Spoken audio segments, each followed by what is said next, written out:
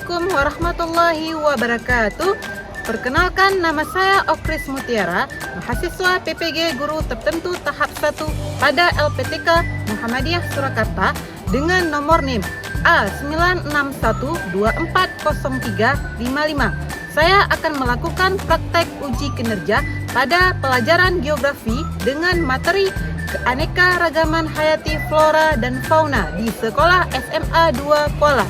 Selamat menyaksikan.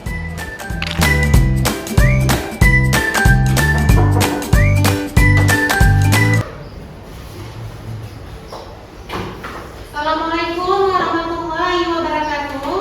Waalaikumsalam warahmatullahi wabarakatuh. Bagaimana kabar anak semua? Alhamdulillah, luar biasa. Allahu Akbar. Baik, sebelum kita mulai pembelajaran, tolong satu ketua kelas untuk memimpin doa. Baik, Bu. Oke teman-teman, untuk memulai pembelajaran kita pada hari ini, marilah bersama-sama kita berdoa dimulai.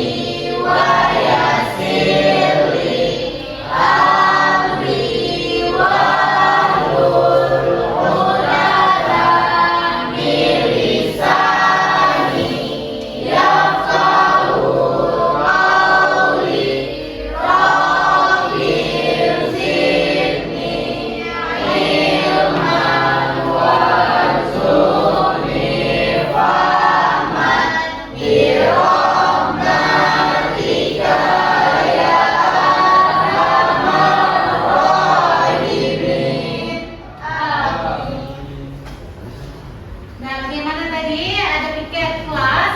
Ada. Ini sampah-sampahnya di kolom meja, tolong kalau ada dibuang. Ada? Ada. Ada? Ada. Ada enggak? Ada.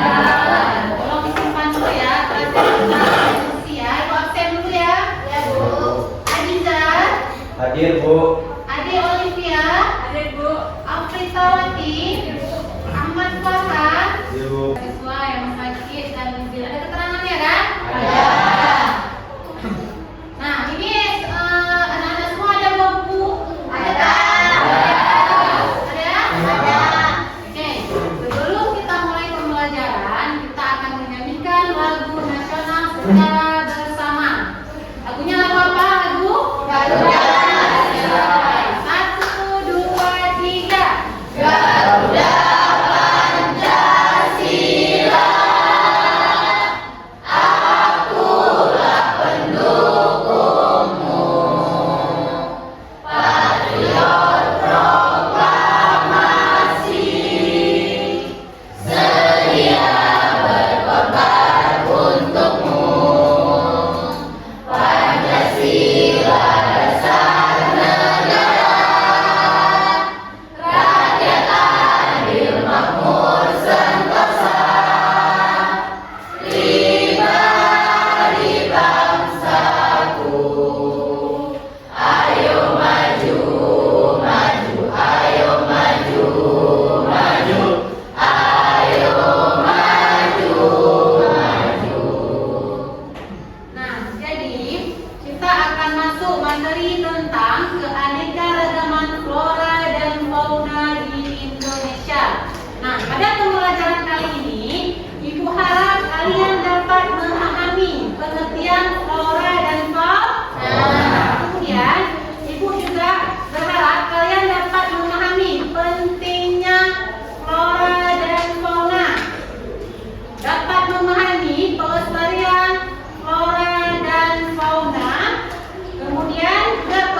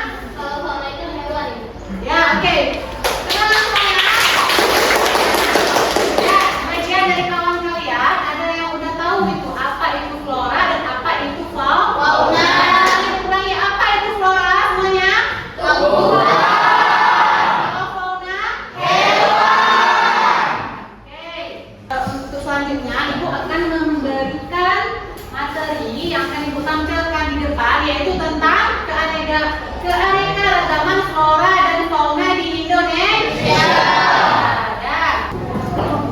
Dan kita masuk ke materi apa itu keanekaragaman hayati. Oke, perhatikan semua. Keanekaragaman hayati atau disebut dengan biodiversitas adalah variasi dan variabel yang ada di dalam bumi, baik itu hewan atau mikroorganisme. Ada yang tahu apa itu mikroorganisme? Mikroorganisme itu termasuk ke dalam bakteri. Bakteri kecil itu yang dilihat dengan mikroskop itu dinamakan mikroorganisme. Oke, berarti keanekaragaman hayati ini dia berguna untuk menjaga keseimbangan ekosistem di permukaan bumi. Karakteristik flora yang pertama ada autotrof. Yang autotrof adalah bisa menghasilkan makanan sendiri. Ada yang tahu apa contohnya? Tumbuhan yang dapat menghasilkan makanan sendiri apa? Dengan proses fotosintesis. Kemudian tidak berpindah tempat. Meski fauna ini dia kebalikan dari flora.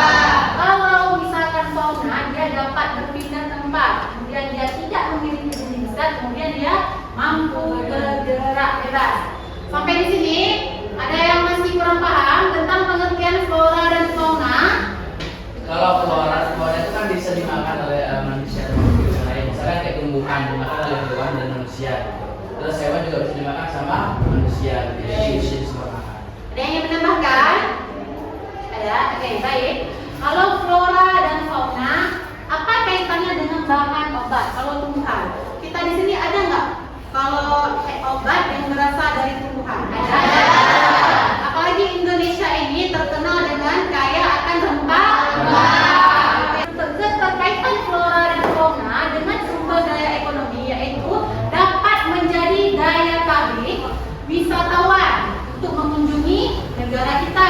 Permasalahan flora dan fauna di Indonesia. Oke, setelah adanya flora dan fauna yang langka yang harus dilindungi, tentu adanya permasalahan. Oke, permasalahan utama flora dan fauna di Indonesia adalah ancaman kepunahan akibat aktivitas manusia dan perubahan lingkungan. Berarti iklim, pemburuan liar, kemudian kerusakan habitat serta pembangunan itu menjadi permasalahan utama dalam flora dan fauna.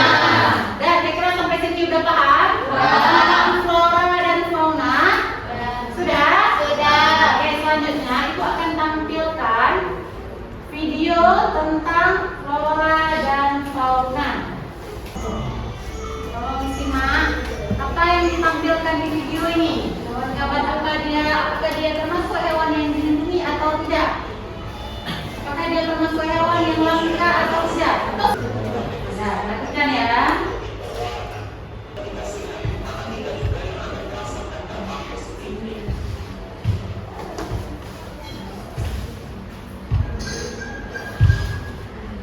Ya, siap. Apakah video tadi menarik atau tidak? Menarik. Jadi, sekarang ingin memberikan pertanyaan nih untuk kalian berdasarkan video yang udah Ibu tampilkan di depan. Kira-kira ada nggak yang bisa menyimpulkan apa kira-kira yang dapat diambil dari cuplikan video tadi? Ada? Tolong bergerak. Jadi, flora dan fauna itu dua hal yang saling berhubungan adalah menjaga keseimbangan ekosistem.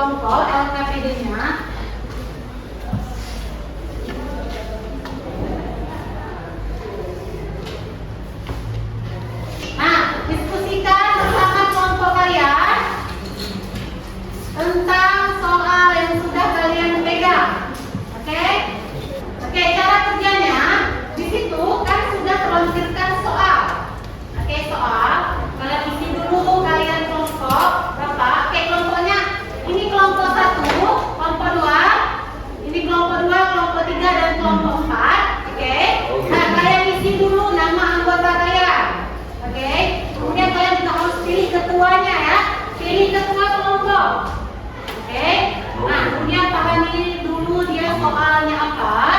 Nah, kemudian kalau kalian kurang paham, tolong kalian cari jawabannya tuh di buku materi yang udah kalian pegang masing-masing. Oke? Nah, kalian kerjakan.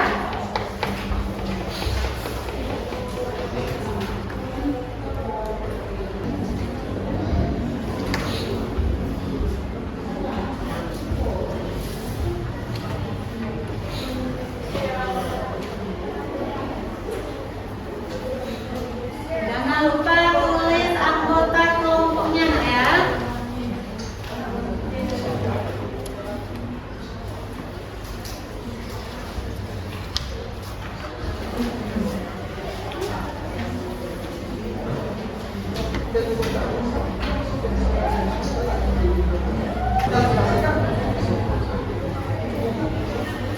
Kalau kita ke depan saja ya, satu orang yang mempresentasikan itu maju ke depan, oke? Maju ke depan, mempresentasikan hasil kerja kelompok. Dan siap-siap untuk kelompok lain untuk menyiapkan pertanyaan terhadap hasil presentasi teman kalian, oke? Oke?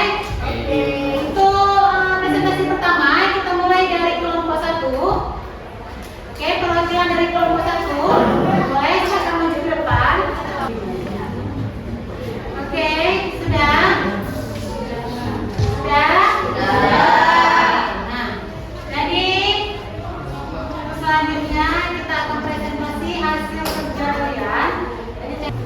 Assalamualaikum warahmatullahi wabarakatuh.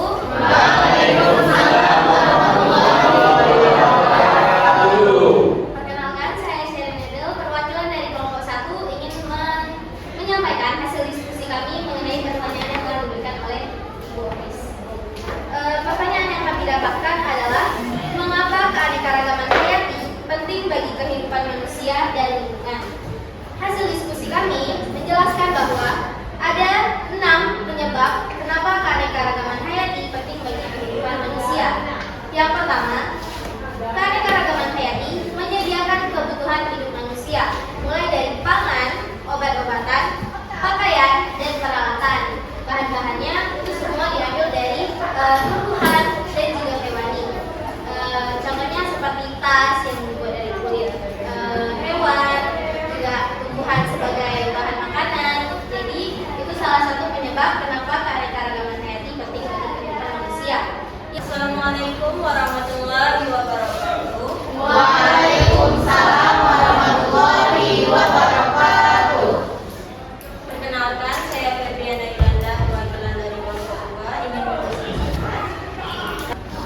Melestarikan flora dan fauna dari kepunahan adalah investasi jangka panjang untuk masa depan bumi dan kesejahteraan manusia. Setiap tindakan, sekecil apapun, dapat memberikan dampak positif.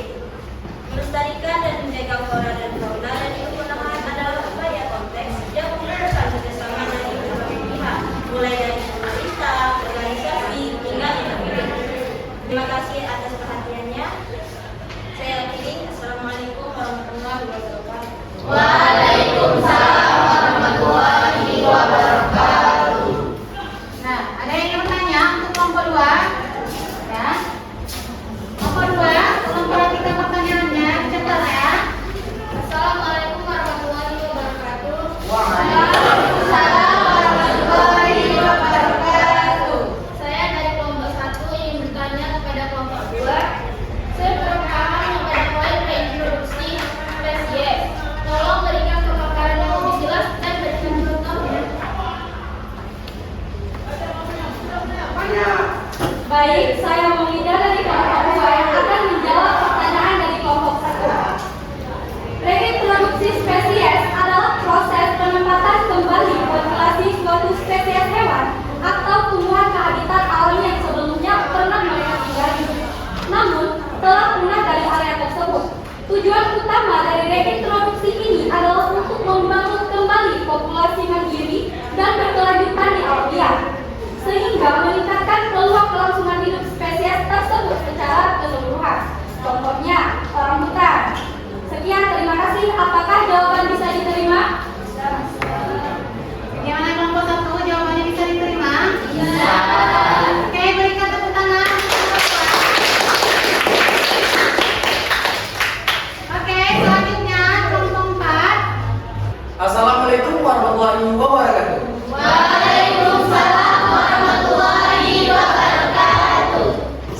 perwakilan dari kelompok 3. Saya Putra Setiawan sebagai ketua kelompok, beserta ada anggota saya Zara Dusramati sebagai pemecah masalah dari audiens, Abizar, Satria, Haikal, dan juga Jasif.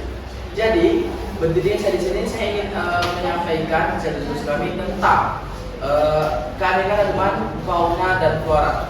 Di sini kami mendapatkan permasalahan terkait kenapa di Indonesia ini flora dan faunanya banyak sekali jenis-jenisnya dan spesiesnya dibanding negara-negara lain. Jadi izinkan saya untuk menjawab pertanyaan ini. Jadi, kenapa Indonesia banyak fauna dan floranya? Karena Indonesia ini memiliki beberapa faktor, yaitu yang pertama letaknya dia berada tepat di garis khatulistiwa. Kemudian tropisnya yang iklimnya mendukung, terus kondisi geografis kepulauannya yang banyak sehingga mengakibatkan banyak pula habitat-habitat untuk hewan dan tumbuhan yang ada di Indonesia. Saya dari kelompok 1 ingin bertanya kepada kelompok 3. Sebutkan satu contoh flora dan fauna yang dilindungi oleh pemerintah. Baik, terima kasih atas pertanyaannya. Jadi, salah satu flora yang dilindungi di Indonesia ini Rafflesia arancia ataupun bunga bangkai, dan faunanya salah satunya yaitu komodo. Salah satu contohnya adalah bunga Rafflesia atau bunga bangkai. Dan ada komodo seperti video yang kita saksikan tadi. Oke, gimana? Ada yang tertentu? Ada ya, sepertinya dari sebagian sudah mulai tugas menentu ya. Kita lakukan yang lagi ya untuk membangkitkan semangat kalian yang sudah hampir mantu ya. Oke, kita lakukan yang wow lagi. Oke, kita ya. Oke, 1 wow. Kasih W, kasih O, kasih W. Wow, keren. Wow, keren. Saya perwakilan dari kelompok 4 ingin mempresentasikan hasil dari diskusi kami. Jadi, siklus nutrisi, berbagai organisme dalam ekosistem berperan dalam siklus nutrisi, seperti dekomposer, yang menguraikan sampah organik menjadi nutrisi yang dapat digunakan tumbuhan. Yang kedua, ada polinasi. Banyak jenis hewan, misalnya lebah dan kupu-kupu, membantu proses penyerbukan tanaman yang penting untuk reproduksi tanaman. Cukup sekian presentasi dari saya. Bila ada salah kata, saya mohon maaf dan terima kasih atas perhatiannya. Mungkin sebagian dari teman-teman ada yang ingin bertanya, bisa disampaikan ketika saya sudah duduk. Assalamualaikum warahmatullahi wabarakatuh.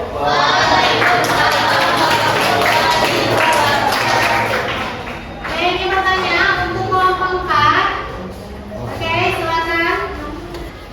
Tadi ada yang menyebutkan bagian dari jaring makanan yang kompleks. Apakah jaring makanan itu sama dengan rantai makanan? Sekian, terima kasih. Rantai makanan yaitu rumput, belalang, katak, ular, dan belang. Jaring-jaring makanan yaitu rumput bisa dimakan oleh belalang, kelinci, atau tikus. Sedangkan belalang bisa dimakan oleh katak, burung, atau ular. Katak juga bisa dimakan oleh ular atau burung, dan seterusnya. Apakah jawabannya itu memuaskan? Gimana? Kelompok 3 jawabannya dapat diterima? Oke, berikan tepuk tangan untuk kita semua. Jadi, teman-teman kalian tadi sudah mempresentasikan hasil kerja kelompok yang berkaitan dengan flora dan fauna. Nah, jadi sedikit tambahan dari itu. Yang pertama tadi dari kelompok 4 tentang rantai makanan dan jaring dari makanan. Nah, kira-kira antara rantai makanan dan jaring makanan ini sama atau tidak? Jaring makanan dia lebih kompleks. Maksudnya lebih kompleks, dia lebih lengkap. Oke, lebih lengkap. Bukan cuma 2 saja organismenya. Jadi dari 6 atau 7 organisme itu disebut dengan jaring makanan. Oke, lebih banyak. Oke, yang lebih kompleks itu bahwa jaring makanan ini dia terjadi lebih dari 1 organisme. Kalau rantai makanan dia cuma 2, dari produser ke konsumen. Oke, ini perbedaan antara rantai makanan dan jaring makanan.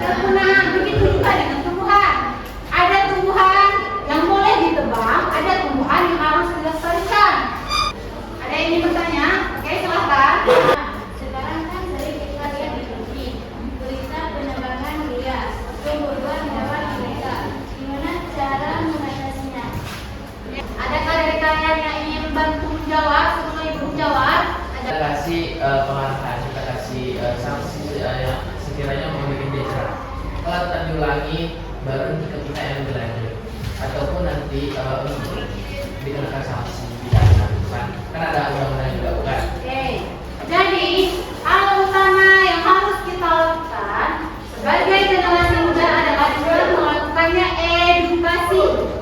Edukasi itu apa? Pemahaman kita terhadap flora dan fauna. Bagaimana dengan materi tentang flora dan fauna? Apakah kalian semua memiliki kendala lagi? Atau ada pertanyaan yang belum paham? Sudah? Sudah? Oke, kita lakukan extracting ya, sekali lagi ya. Oke, yang lebih semangat. Ini udah masuk ke dalam akhir. Oke, 1, 2, 3, semua. Kasih W, kasih O, kasih W. Wow, keren. Wow, keren.